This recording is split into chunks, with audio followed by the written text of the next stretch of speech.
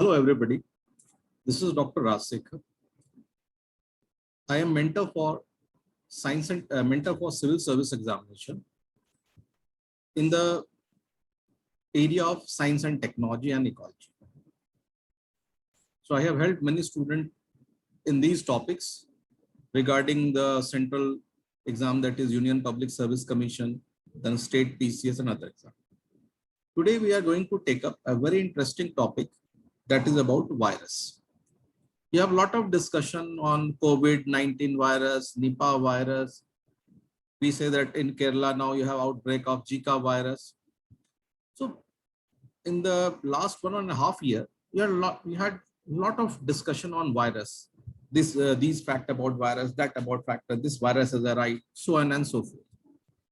So in many of these state exam or even SSC exam, from UPSC to SSC level exam to bank exam, there's a general query about virus. If you ask, what is a virus?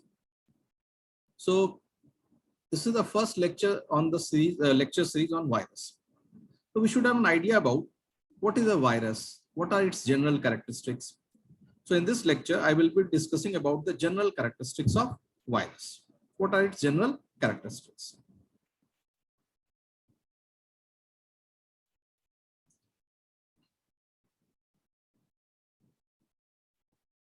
Now on your screen, you have certain images.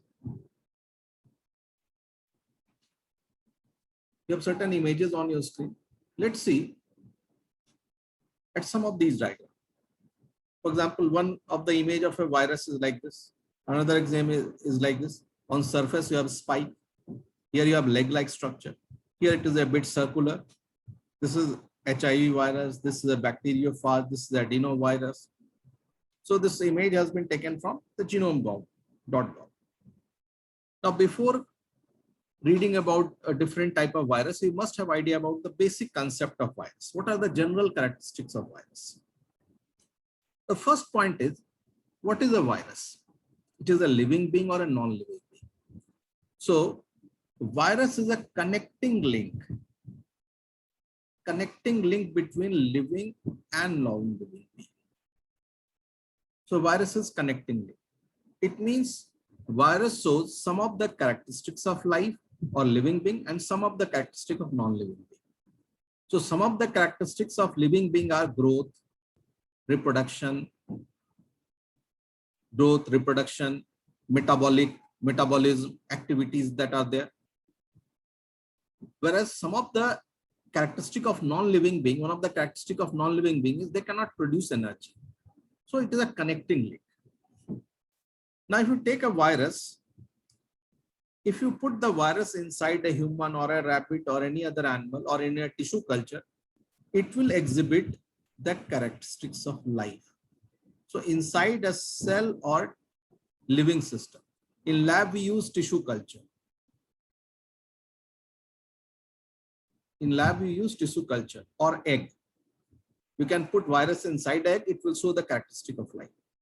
But if you take it out, it will behave like a crystal. Outside the cell, virus is like a crystal of sodium chloride or anything else. One of the important characteristics of virus is virus cannot be grown on synthetic material. You might have heard about urine culture and other culture report. You must have heard about culture. When you are suffering from a disease, the doctor calls for you for a culture. So urine culture and other tests are done. So virus will not grow on a synthetic culture.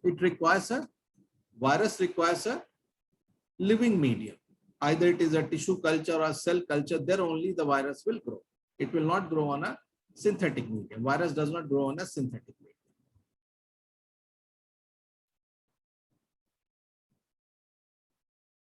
Then one of the important aspects is production of energy.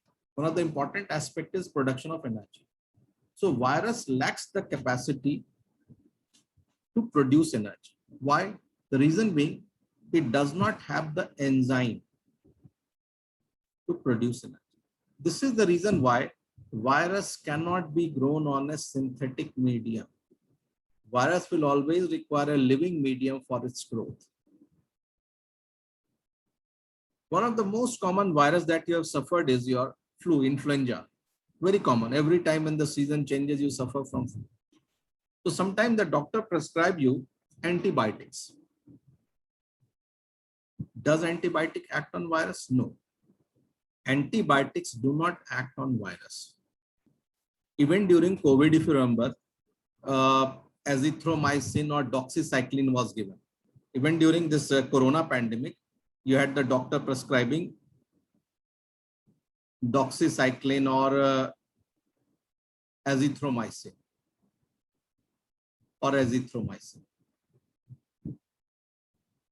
So these antibiotics do not have impact on virus, but why they are given?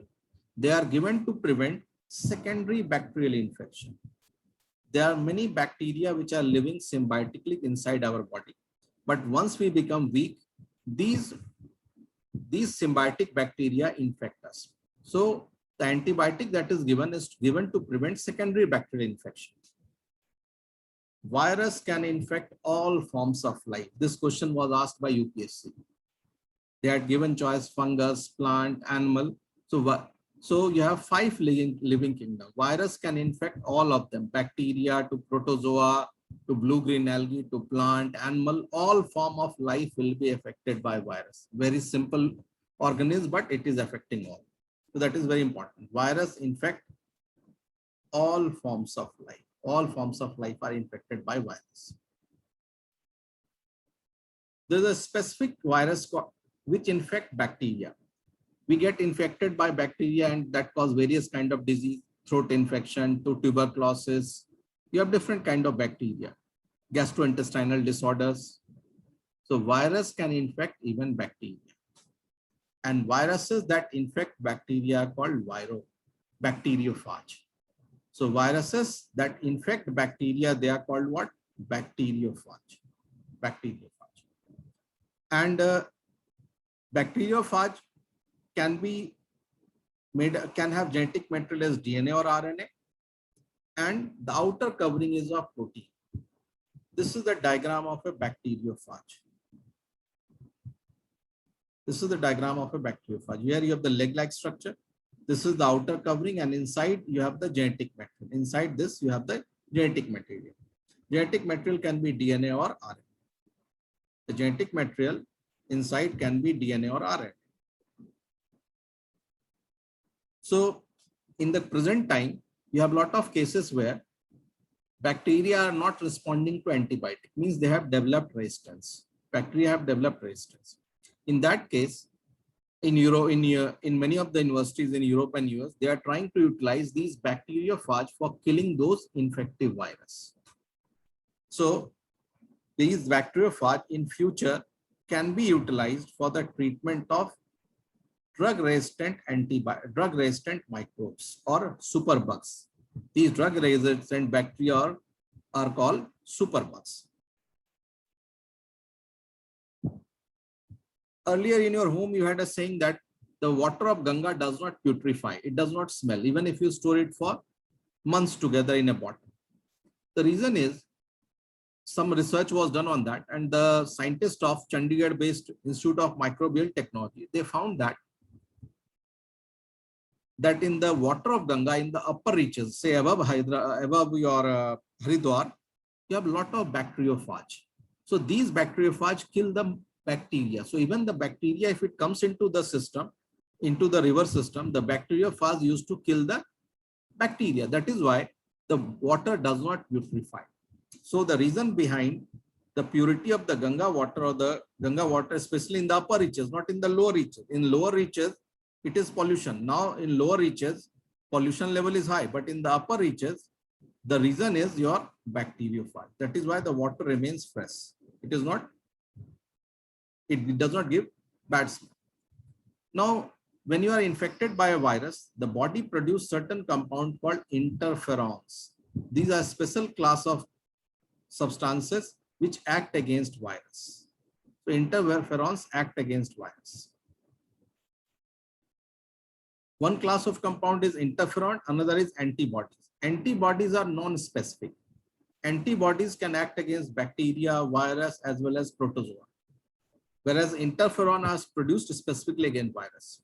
And interferon can act against different kind of virus. One interferon can be effective against 2, 3, 4, or 5 viruses, whereas antibodies are specific. If you go into the class 9th NCERT, biodiversity chapter, diversity of living organisms, you'll find reference to R.H. Whitaker. The class 9th NCERT refers to R.H. Whitaker classification. R.H. Whitaker has classified living being into 5 kingdoms. So R.H. Whitaker has not placed virus in any of these 5 living kingdoms. The most common, one of the most acceptable classification is of R.H. Whitaker, which is there given in class 9. For general competition exam, we need to know about R.H. Whitaker classification. And he has not put virus in any of these 5 kingdoms. Differing from virus, there is another class of infective organism called viroids. Viroids. So here that it is the spelling is similar, the phonetic is similar to virus, but it is viroids, not viruses. So these are also infective agent. They can cause disease. They are smaller than virus, for example, and they are free RNA. Basically, in virus structure, you have RNA or DNA and the outer covering of protein. So here it is naked RNA. There is no protein coat. There is no protein coat, and they have very low molecular weight. So they can also cause different kind of diseases in plants and animals. Viroids. Then similarly, like viroid, you have a term called prion. These are infective proteins. Prions are infective protein. Sometimes the protein has a typical folding. The protein molecule fold in a particular structure. And if this folding is not proper, it can cause disease. A prion is a type of protein that can trigger normal protein in brain to fold abnormal folding. So it can affect both human and animal. Long ago, there was a discussion around in the late 1990s. There was a disease in a sheep called scrapie. The disease in sheep was scrapie. This was a prion disease due to infective protein. When the waste of the sheep was fed into the cow, they developed a disease called bovine spongiform encephalopathy. And millions of cows were butchered in Europe, and they were put they were buried in your soil and calcium sulfate and other things were added. Now, when the beef of these cattle which were suffering from BSE were fed to human, they suffered from another disease called CJD, Creutzfeldt-Jakob disease, CJD. So these were all prion diseases. So these were some of the most, you can say, discussed prion diseases in the world. Now moving on to which are the important institutions in India for study of virus. See, virus infect both human, animal, and plant. So here we will be focusing on animal and human viruses. In terms of when we are taking into account human, we have medical institution. So one of the important institution regarding virus studies, NIV, National Institute of Virology, Pune. This comes under ICMR, that is Indian Council of Medical Research. Indian Council of Medical Research. Indian Council of Medical Research.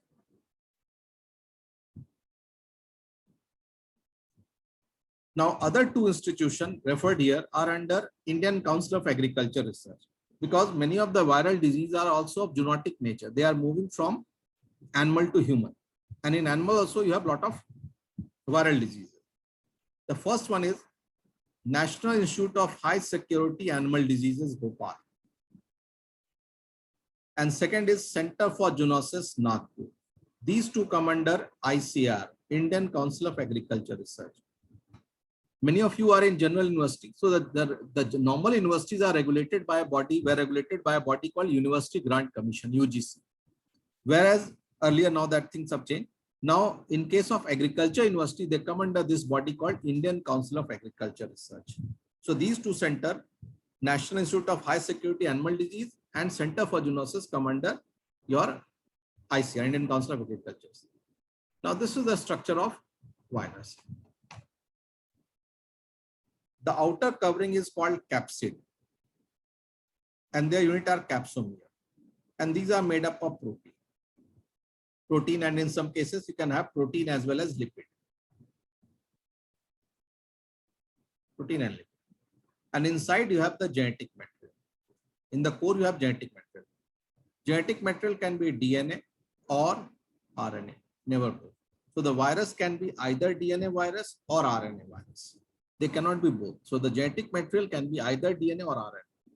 Virus is the only organism where genetic material is RNA, whereas in all other higher organisms, the genetic material is what? DNA. RNA is unstable, DNA is stable, more stable. Stability of DNA is more. That is why in higher organisms, you have DNA as the genetic material. So depending upon the genetic material, it can be RNA, virus, or DNA. We will be continuing this lecture series on virus, and additional information will be given to you.